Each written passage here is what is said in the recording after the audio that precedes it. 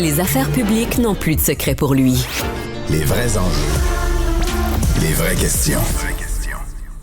Cube Radio. Cube Radio. En direct à LCN. À LCN. Donc, le gouvernement veut mettre fin aux agences de placement en santé sur la Côte-Nord notamment. Cri d'alarme des médecins aujourd'hui qui parlent d'une catastrophe, d'une crise sans précédent. Le problème va se poser en Abitibi également. Un premier sujet choc pour nos analystes. Le retour de Mario, qu'on souligne, bien reposé. On le voit tout de suite sur son visage. Bonsoir à vous trois. Bonsoir, Sophie. Bonsoir. Alors, la main-d'œuvre indépendante sur la Côte-Nord, c'est 600 employés ultimement qui vont manquer à l'appel. Les impacts sont lourds, importants. Écoutez. À partir du 19 mai, je ferme la moitié des salles d'opération sur la Côte-Nord, des services que j'aurais offerts 48 heures avant. Là. Je trouve ça un peu désolant pour ceux qui sont obligés de venir à l'hôpital. Pour le personnel qui travaille dans l'hôpital, pour moi, c'est toujours important que ce soit du personnel local, du personnel qui vient des agences. J'ai jamais été pour ça. Bon, première impression, selon vous, est-ce que le gouvernement est allé un peu vite en affaires avec les risques qu'on fait courir à la population? Vous en pensez quoi, Emmanuel? Je pense que peu importe la façon dont le gouvernement a procédé, il y aurait eu ce choc et ce moment de fracture. À partir du moment où tu décides que c'est terminé, qu'il faut sevrer le réseau de ces agences, la réalité, c'est qu'il y a un moment de cassure qui va arriver, là. Et s'il va y avoir un mauvais moment passé, je pense qu'on savait tous que ça allait arriver. Et là, c'est le premier test de ça. Mais les agences n'allaient jamais coopérer, on s'entend, à faciliter cette transition-là. Puis M. Dubé a raison de tenir la ligne dure. À l'époque, quand on les a fait rentrer dans le réseau de la santé, qu'est-ce qu'on a fait? On a ouvert une porte, une fenêtre, puis on défoncé la porte, puis on pris le réseau en otage. Alors, si M. Dubé se met à négocier puis à tempérer maintenant, bien, il peut renoncer à sa réforme. Là. Ouais. On a vu la réaction du ministre Dubé sur les réseaux. Hein. Il a écrit « Le réseau est à la merci d'entreprises qui ont passé des années à nous menacer de bris de service, à augmenter leurs tarifs. Nous devons y mettre fin comme nous nous y sommes engagés. Pas le moment de reculer. » Et vous voyez aussi l'impact de la nouvelle loi sur les services. Notre réalisateur va nous montrer le tableau. C'est quand même énorme, la capacité limitée aux urgences, des fermetures, fermeture à la moitié des salles, des lits, diminution des soins à domicile. Bon, on ne fait pas d'omelette sans casser des œufs, Mario, mais est-ce qu'on a tenu compte des réalités régionales? Parce que c'est un des points là, des médecins aujourd'hui. Oui. Mais eux-mêmes, les médecins, les gens de la région sont très partagés. Disons, on soutient l'objectif du gouvernement, mais on considère qu'il n'y a pas tenu compte des réalités régionales, mais ils n'ont pas vraiment de solution miracle non plus. Si on veut faire le changement, à un moment donné, il faut que tu donnes le coup de volant, même si ça brasse dans le véhicule, il faut que tu donnes le coup de volant. Ceci dit, le grand défi, au fond, c'est est-ce que...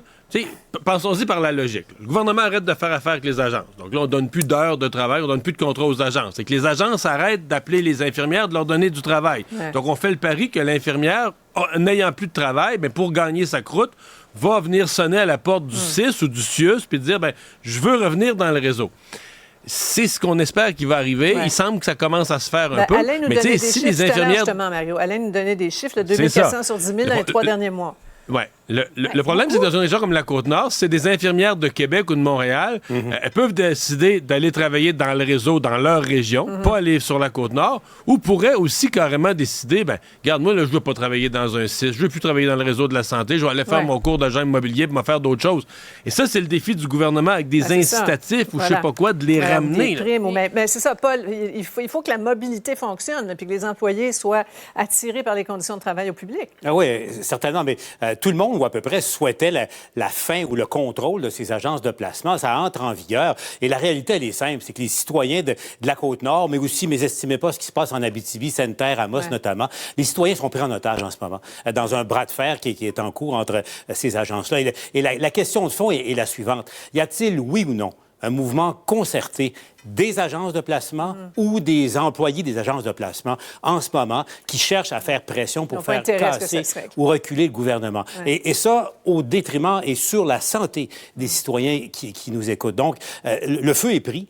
C'est extrêmement grave, extrêmement sérieux. Imaginez sur la Côte-Nord, là, de devoir venir être hospitalisé à Québec où on annule déjà, les blocs opératoires fonctionnent à 50 % de leur capacité. Imaginez la situation. Il faudra probablement une réponse exceptionnelle du gouvernement et la réponse aussi aux questions que je posais. Là, pourquoi on en est là aujourd'hui? Mais ce sera probablement, Sophie, si vous permettez, un des premiers grands tests, je pense, de Geneviève Biron et de l'Agence Santé Québec, parce que c'est exactement le genre de truc où le gouvernement donne une orientation, finit les agences, puis après ça, il faut le mettre en place. Il faut opérer. Puis réussir à le faire sans bris.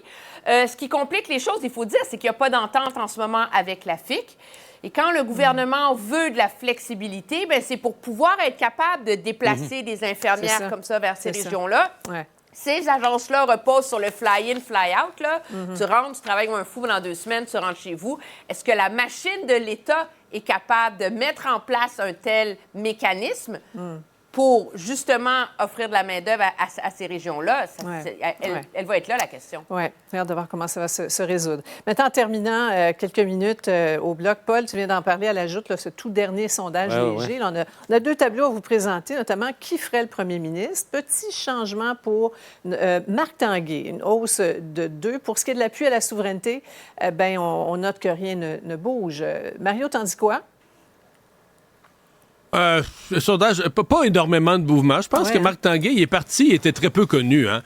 Et fait son chemin, fait son petit bonhomme de chemin. En fait, s'il continue à monter, il va rattraper les autres. La question pour lui, c'est qu'en devenant le chef par intérim, il s'est comme exclu de la course. Là. Est-ce que la tentation pour lui de changer les règles du jeu ou ce qui pourrait se laisser tenter, moi, je le vois pas à ce point-ci. Mais bon, on sent quand même qu'il a fait son chemin. Pour tous les autres, tout le monde est en baisse. Oui, c'est ça. Et l'autre intérêt de ce sondage-là aussi, avec les soubresauts, c'est dur pour le gouvernement depuis des mois. M. Saint-Pierre Plamondon aussi a été la cible de plusieurs critiques. La crise à Québec solidaire, est-ce que ça se traduit dans les intentions de vote? Sophie, j'ai une nouvelle pour vous. 19h ce soir au bilan, on rend public avec Jean-Marc les résultats, les tout derniers intentions de vote au Québec. Il y a du mouvement. Il y a un peu de mouvement. Oui. Ça. Vous notez que Paul a beaucoup de choses par rapport aux 17h. On est tellement jaloux. On vous écoute. Tantôt, entre-temps, le nouveau campement pro-palestinien établi à l'UQAM fait beaucoup réagir. Pas nécessairement peut-être pour les bonnes raisons. On en parle ensemble au retour.